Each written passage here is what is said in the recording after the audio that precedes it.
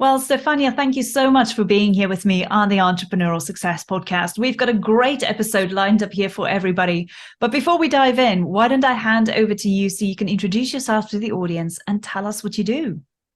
Yes, thank you very much for having me here. My name is Stefania. As you can tell, I'm Italian, but I moved into the UK a few years ago and opened my business, One of a Style. So today I am a style coach, head stylist, and founder of One of a Style, this agency that provides personal style coaching for real women with real lives.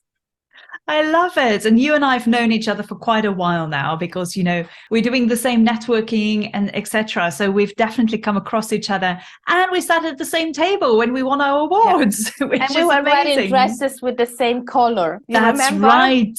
Yes, we had the same color dresses. That was phenomenal. So we absolutely just clicked instantaneously. Yeah. Sister in color, sister in I pink. I know. But listen, I'm a little bit intrigued. Tell us about your story. How did you become a stylist? What was that story like for you? And what made you decide one day that, hey, this is my business. This is something I'm going to run with?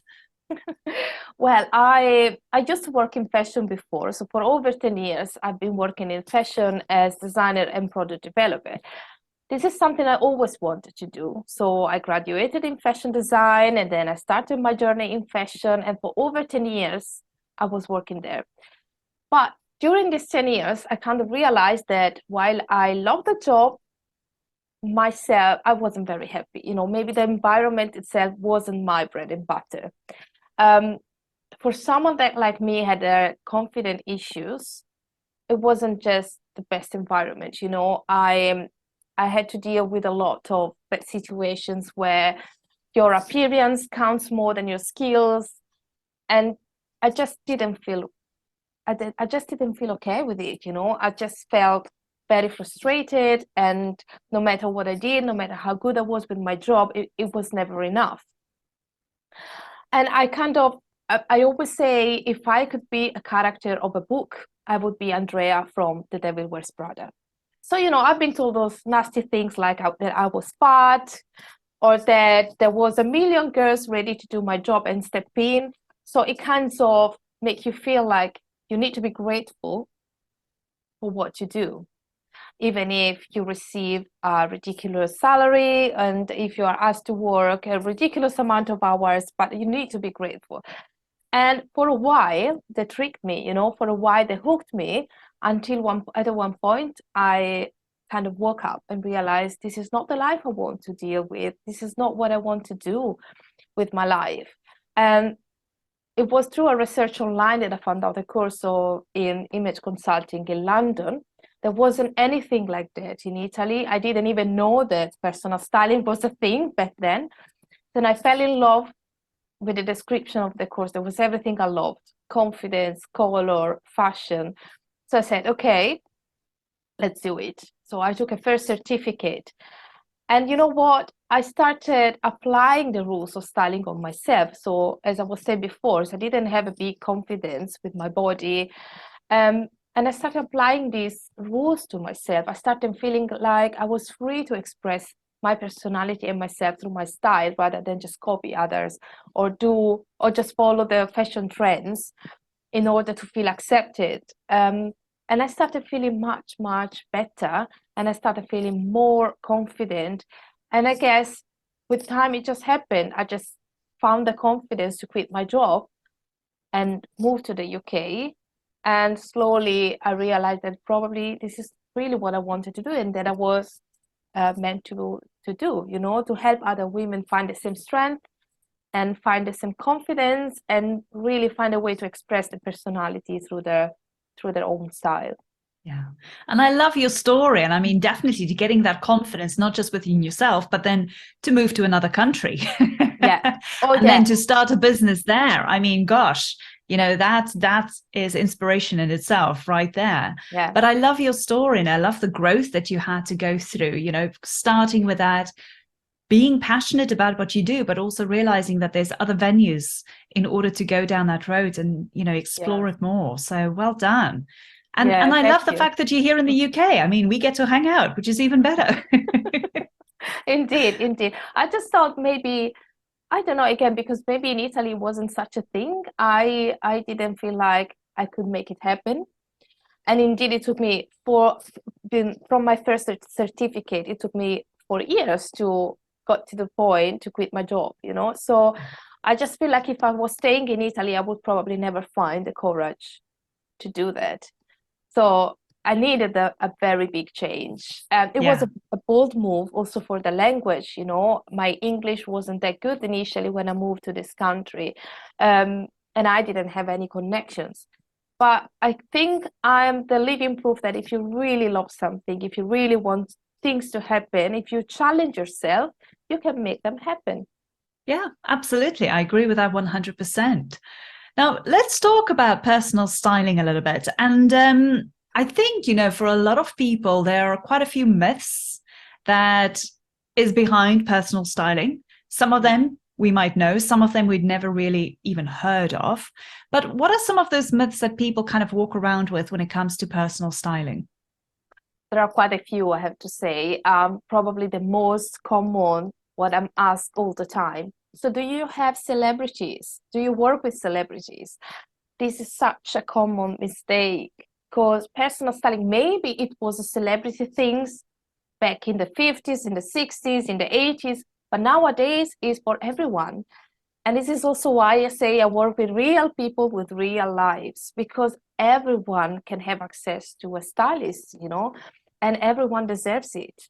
Because I guess fashion has become so confusing for the many. So everyone can really benefit from it. And the other myth is in regards to fashion and shopping. So people think that only people that love fashion or shopping can have a personal stylist. And this is another false myth because it's quite the other way around. So most of my clients, they don't love fashion, they don't like shopping, and they really struggle with it. So when they come to me is for the opposite reason, because they want me to guide them, they want me to help them. Sometimes they just want me to find the things. They just say, I have an event, find me the dress, you know, and this is it. And I guess the last one, but still very common, is the assumption that it's just a lush. So only people, very wealthy people with a lot of money can have a personal stylist, but it's not like that. Nowadays, you can find lots of options because again, it's quite spread, so you can find different options. And I also, apart from that, I also see it as an investment because maybe you spend a little, it's true, but a personal stylist can really help you understand how to avoid waste of money with your shopping, how to shop better. And the point is not to buy a lot. You don't have to have a massive wardrobe. It's the other way around. We want to educate people to have a little reduction, a little range of choices, but more flattering and more suitable. So, and that they can work together, you know. So it's quite the opposite. And it's funny how people, when you say I'm a personal stylist, this is what people think immediately. Yeah. You need to love fashion, you need to have a lot of money, and this is not the reality of things. No, I love that. And it's so true, those myths of how people perceive personal stylists. And I was one of them many, many years ago. I remember as well when people said to me, oh, you got to do your colors, you got to get a personal stylist for your brand. I'm like, oh my gosh, that's a luxury. Those are not things that I even have thought of. But then finally, I went to one and I got my colors done. And oh my gosh, the confidence that that's brought on for me, it is just one of those things where you just feel like, no money in the world could have brought me that confidence if I didn't get it done. But that was just one entity. With what you do as a personal stylist, there's so much more to just getting the colors done. Yeah. And I'm just feeling that with what you're offering, if you have that as a whole, oh my gosh, yeah, that confidence and that boost it does for you personally. You can't describe that, and you can't put it in money's value worth. Yeah, no, totally. And again, because lots of people, when they go shopping, they really don't know what to buy. They just buy what's on trend. They just buy what maybe their stylish best friend wears, but then they wear it, they don't feel good. Yeah. And I've seen so many of these things, and especially with women. I love working with women because I can really understand the struggles. And I mean, we go through so many challenges in our lives. If you think of menopause, maternity, and how many changes, and even the work environment can really be challenging, you know. It's so much difficult than a man, I have to say. Yeah. So I guess when you know what works for you, and not just physically, but also for your personality, for your lifestyle, for your work environment, everything becomes so much easier. Yeah, it does. And you mentioned something earlier about some of those struggles. I mean, what are some of the most common struggles that you've seen when your clients come to you and ask you for your help? What kind of stands out for you? Time is definitely one of the biggest struggle. Lots of women, I mean, every day, nowadays, women, most of women work and they lead a busy life, but they also have to deal with children, with house. You know, that it's a reality. Still in 2023, I guess we still didn't reach equality, you know, in many fields. And women, again, especially it's in certain fields of business owners or working women, they need to look presentable, they need to look put together, but they don't have time. They don't have time to look after themselves, or again, they think they need a lot of time to do that. Then don't have time to go shopping, they don't have time to revise the wardrobe. So this is when sometimes they come to me and they say, I need your help because I don't have time to do this myself. So this is definitely one of the most common struggles. And also, as I was saying before, the changes, you know, hormonal changes, physical changes, you know, age, we change. When we are 20, we are allowed to wear some things. When we are 40, we are not allowed to wear some things. Or anyway, we don't feel more comfortable wearing those things. Yeah. And our wardrobe needs to change accordingly to our stages. But it's not always easy, you know, to find the objectivity to get rid of something and to get something else in. Sometimes we just lack of inspiration, so we need someone else to help us with that. Yeah. And there's nothing wrong with it. Yeah. Oh, no, it's so true. And as you were saying that, I'm looking back at myself and I'm going, oh my gosh, yes, the thing I used to wear when I was 20, there's no way, number one, would I fit in it anymore, but there's no way I could wear it now because it's just not me anymore. You know, Yeah. I've grown, I've changed over the years as well. But there's an element where I know a lot of people want to hang on to those, whether it's sentimental or whether it's memory related, or whether people just don't like throwing away stuff. Now, I'm not saying throw away clothes. Okay, let me backtrack there for a second. But it's a general thing. We just feel like we need to hold on to certain things. But I think, you know, coming with that is that clarity that you offer. People working with you is once they've got the clarity of what it is that really works for them, that then boosts that confidence. And then they make that extra step in order to kind of really utilize what it is that they need to use or can use, so to speak. So let's talk about that a little bit, because I know everybody here, you know, watching this video or listening to the episode, they're going, okay, but that's great. You know, what about some tips? When it comes to personal styling, is there some tips that you can give the audience so this is something they can start exploring and looking to and maybe just get a little bit more curious?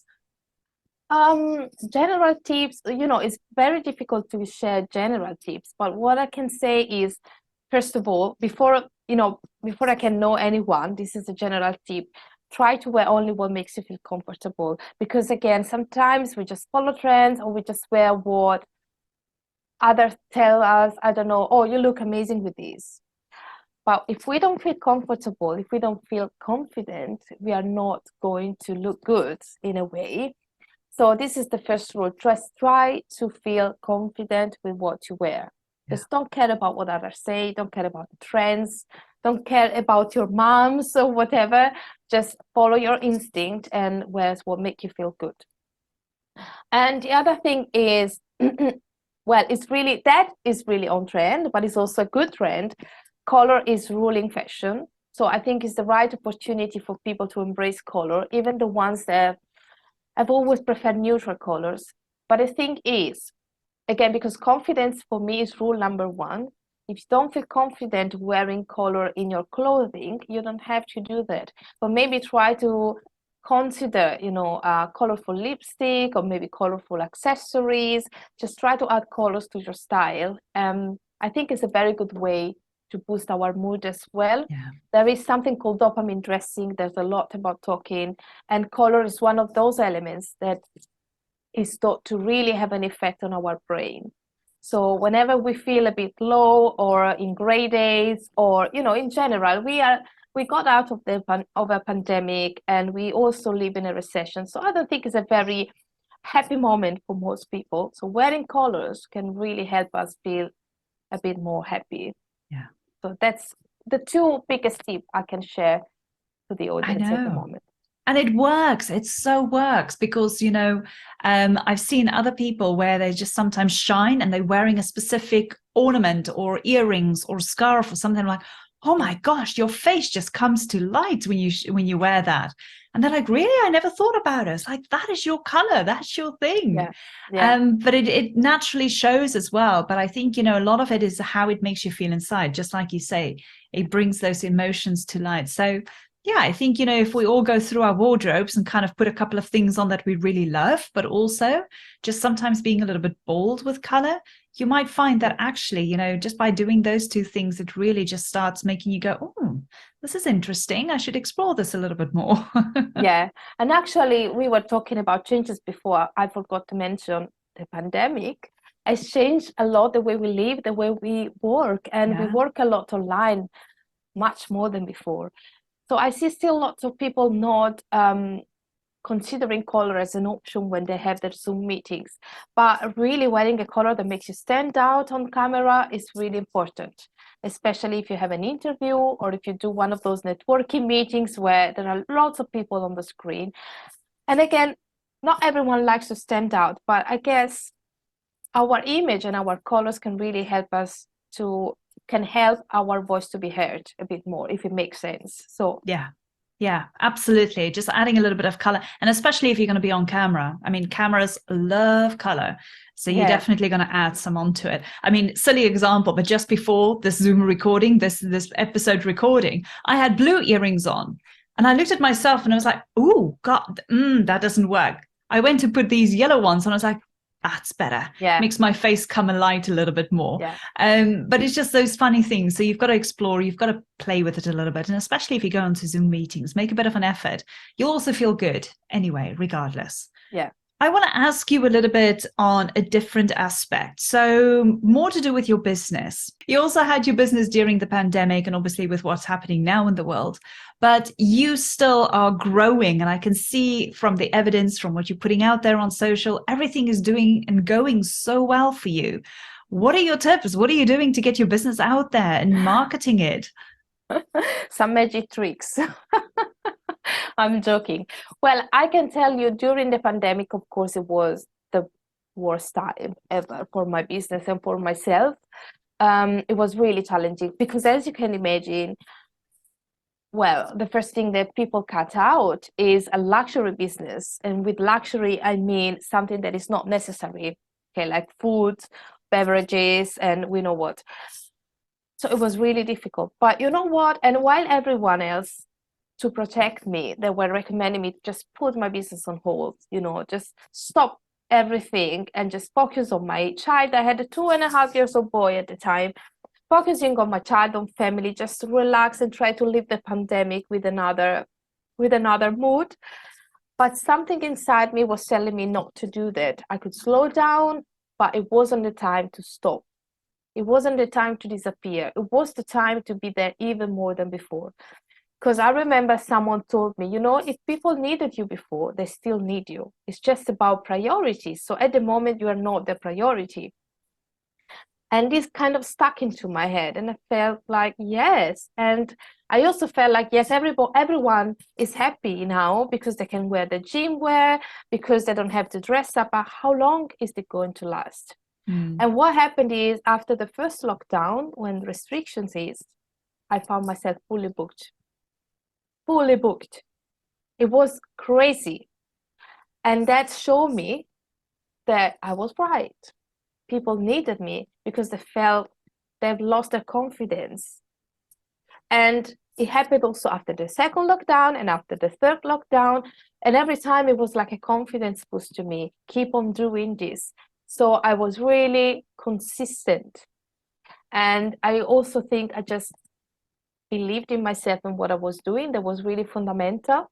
I was, also very careful with the expenses. So it's not like I didn't care about it. I had a plan, I had a strategy, and I was sticking to it. So everything kind of worked eventually, but it wasn't the end. I think the pandemic taught me that if you are one, you can do until a certain point. But if you start thinking bigger, if you really want to grow, maybe you need to consider becoming a bigger business, and start having a little team to help you. So yeah, with time, I just happened to find someone that is now become my junior stylist. And what happens is that it's a risk, it's an investment, because once again, I am, every time you change, it's a bit challenging, and there are lots to do. My work at the moment is tripled, because I'm not just a stylist, I'm also a marketing consultant, a brand consultant, a trainer. I'm training someone, and I'm taking care of all the admin stuff. So it's a big investment, not just in terms of money, but at the same time, it's such a big opportunity. So in a moment of recession, again, when maybe people are a bit more careful with their expenses, I can offer them a wider range of prices and services, because I have a junior stylist that can offer the same service but at a cheaper price. And then there is me. So I don't see it as a cost. I see it as a real investment and a real opportunity to grow and to offer more and more women the chance to have a stylist and boost their confidence and empower themselves. Yeah, so I love that. No, it's so inspiring to hear. And I think in more ways than one, it's just the message is stay consistent, don't give up. That's it. Oh, yeah. Just stay consistent, don't give up. And I love the fact that, somebody mentioned that to you, is like, people still need you, you're just not a priority for them. And I find that is more true in ways every single day in our lives than we actually realize.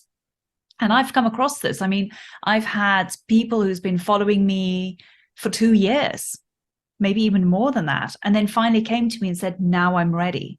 Yeah. And they signed up as clients. But it wouldn't have happened if I didn't stay consistent. So I agree with you. That is so beautifully said. But I think we should all remember that. Not everybody is going to need you right now because you're not that priority. But further down the line, you never know. They will come back. They will come back. And we need to really be consistent with our message. And the other thing that, if I may say, I think it's also important to distinguish yourself. So another thing that I've done that I think helped me to grow is I have created something unique that not every other stylist offer. Because I talked to you about time, the big challenge that many people have. So you know what happens? Do you really, even if you had the money, unlimited budget, do you really have the time to work one-on-one with the stylist and do first the wardrobe edit, and then the personal shopping, and then the color analysis? So it takes you like 3 days. Do you really have the chance to do that? So I said, how can I help women to do that, to enjoy the whole service and a complete style makeover without necessarily taking 3 days off? Yeah. And this is where I came out with my style masterclass idea. And we can do that in person or online. And people in just 1 or 2 hours, depending on the option they choose, they have a complete style makeover, a complete analysis, really in depth, and they get out of it with lots of ideas and inspiration and a report. So they can always get back to their report to if they forget something. So I think it's also the offer. Yeah. Understanding what people's needs is really important rather than just replicate what others do. Yeah, absolutely. And then this is where our creativity comes in. We need to stay creative, making sure that we can still help and serve at the same time in order to know what is happening out in the world, but equally not to shoot yourself in the foot, but also serve the other people who still need you. Makes sense. Oh my gosh, I love having this conversation. I love how you put it all together. So I just wanted to thank you. I think, everybody here feels a little bit more like, yeah, that is interesting. That is something that I can look into as well. But equally, I think, for us as businesswomen, or if you're just a mum and you want to look a little bit more as to how you can build up your confidence, feel good about yourself, then I highly suggest that you obviously go and reach out and get in touch with Stefania. But also, Stefania, you've got an amazing offer here for everybody with regards to International Women's Day. Tell us a little bit about that. Of course, of course. Again, because my mission is to help women be empowered by the style. What best opportunity to have a joint consultation, so to share this experience with your friends, but also with your mom, because don't forget in March there is also going to be Mother's Day. So we are offering a 20% off a joint consultation between, again, two friends or mother and daughter, whatever, to joint consultation during the month of March. So whoever books a joint consultation will have a 20% discount. Amazing. And thank you so much for making that available to all the listeners. So for those of you out there, obviously, if you are interested and you want to treat your mum even, or just treat yourself and a friend, I mean, gosh, this is an opportunity you can't resist.